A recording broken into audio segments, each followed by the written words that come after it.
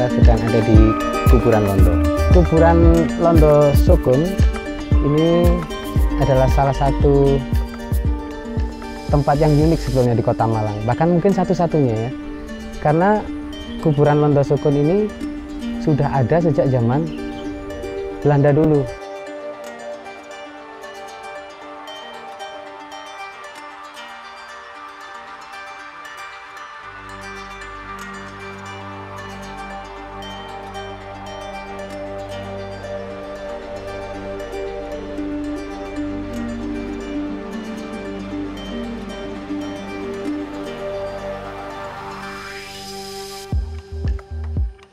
Belanda atau pemakaman orang-orang Eropa itu ada di daerah Pattimura, di daerah kota ya, kalau sekarang di daerah Klojen.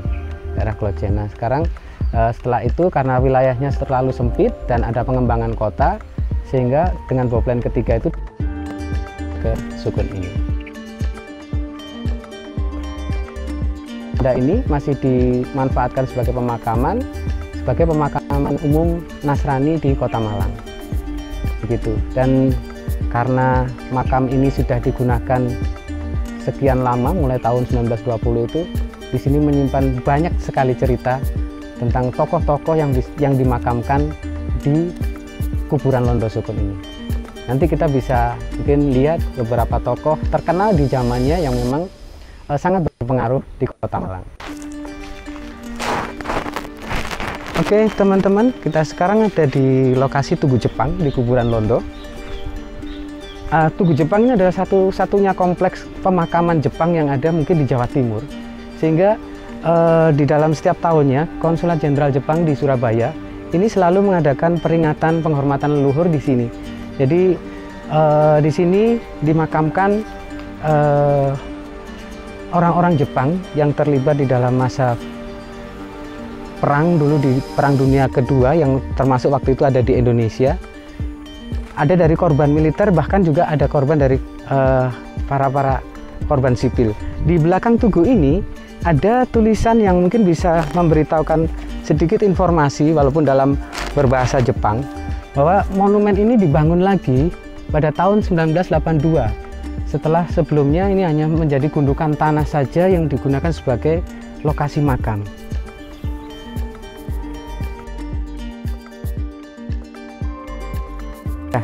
Di makam kuburan Londo ini teman-teman nanti bisa melihat ada tokoh-tokoh besar, yang salah satunya adalah tokoh Freemason. Mungkin ada yang pernah tahu tentang Freemason ya. Ini satu kelompok organisasi, sebenarnya kelompok organisasi yang sangat-sangat tertutup. Teman-teman kalau tahu tentang Freemason, sebenarnya ini membuktikan bahwa di Kota Malang sendiri memang Freemason itu pernah berkembang besar. Ada salah satu tokoh besar di zaman itu bernama Dr. Aiken. Ini adalah salah satu tokoh Freemason yang sangat dianggap berjasa di Kota Malang. Karena di masa Belanda dulu, sama seperti masa sekarang ini, kalau kita kenal sekarang ada pandemi ya, pandemi COVID-19. Dulu di zaman Belanda ada pandemi juga. Pandeminya berupa pandemi pes. Penyakit yang mungkin diakibatkan dari virus atau apa ya, bakteri mungkin ya, tapi mungkin kayaknya virus juga sama seperti sekarang, tapi dari tikus. Nah ini tokoh yang berhasil menemukan vaksin kalau kita sekarang ya, untuk menghambat atau bahkan akhirnya bisa menghentikan wabah itu adalah Dr. Aiken. Jadi Dr. Aiken ini adalah salah satu tokoh jenius di bidang kedokteran di zaman itu yang bisa menemukan vaksin, sehingga penyakit pes waktu itu, wabah di Kota Malang juga akhirnya berhenti. Sama dengan logo yang tadi, logo ini secara spesifik juga menunjukkan adalah anggota dari kelompok Freemason. Kenapa makam dari istri beliau tidak diberikan tulisan? Ini juga masih menjadi pertanyaan, tetapi banyak yang mempercayai memang Freemason ini satu kelompok yang rahasia. Jadi ada beberapa hal yang memang tidak bisa disampaikan ke masyarakat. Jadi ada kelompok ini memang kelompok yang sangat tertutup. Ada cerita lagi di makam kuburan Londo ini yang sangat menarik. Jadi sempat saya sampaikan tadi bahwa makam Belanda ini adalah kemudian dipindahkan ke wilayah kuburan Londo Sukun ini dari wilayah kuburan Londo yang ada di awal di Patimura. Nah, ini adalah bukti pemindahannya.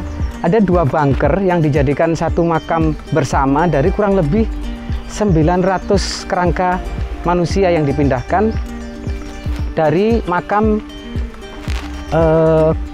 Belanda di Klojenlor istilahnya kalau dulu, atau sekarang di daerah Patimura. Saya bisa tunjukkan, ini adalah makam yang tadi saya maksud berupa bunker. Ada 2 lokasi makam. Ini pemindahan yang lama, sekitar sebelum tahun 45 yang ada di sini. Kemudian pemindahan yang kedua itu di bangunan yang sebelahnya.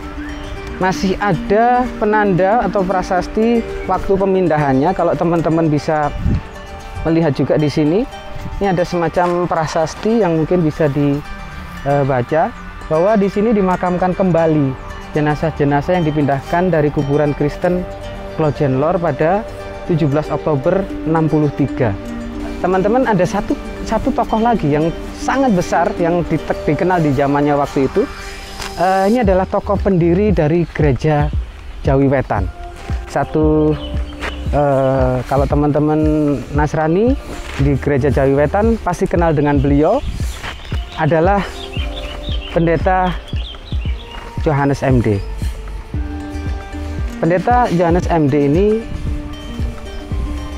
awalnya adalah orang biasa-biasa saja, tapi karena beliau ini adalah orang yang sangat dalam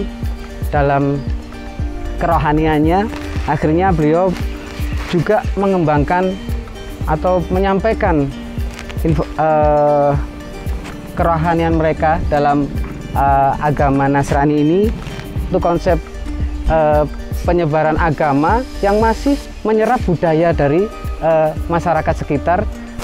Beliau ini orang yang memang paham dengan budaya Jawa, sehingga konsep pengembangan agama Kristen waktu itu yang beliau sampaikan adalah tetap mengembangkan budaya-budaya yang ada di masyarakat, khususnya di Jawa Timur. Kuburan Londo selain sebagai komplek makam, kuburan Londo juga menjadi RTH bagi Kota Malang, ruang terbuka hijau. Untuk itu dari UPT Makam juga menyiapkan dan melestarikan makam ini sebagai RTH. Di antaranya UPT Makam bersama masyarakat menanam berbagai macam tanaman, kopi, buah-buahan, juga tanaman obat. Itu ada di makam kuburan Londo ini. Ini salah satu contoh tanaman yang ada di sini. Ini memang masih belum musimnya panen, warnanya masih hijau. Ini kopi jenis robusta yang kita tanam di wilayah kuburan Londo. Kalau teman-teman tadi berjalan di lingkungan dalam, juga ada tanaman kelor, ada beberapa tanaman obat lain, tanaman sukun juga ada di kuburan Londo ini. Intinya kita ingin melestarikan bahwa UPT atau kompleks pemakaman kuburan Londo ini juga tetap menjadi wisata dan juga tetap bisa menjaga lingkungan atau ruang terbuka hijau di Kota Malang sebagai salah satu sumber oksigen bagi Kota Malang. Kalau teman-teman mau bersama-sama kami di bulan November nanti akan mengajak teman-teman untuk menanam bareng, tanam pohon bersama di Kota Malang untuk kita bersedekah oksigen. Selamat datang nanti di Kota Malang.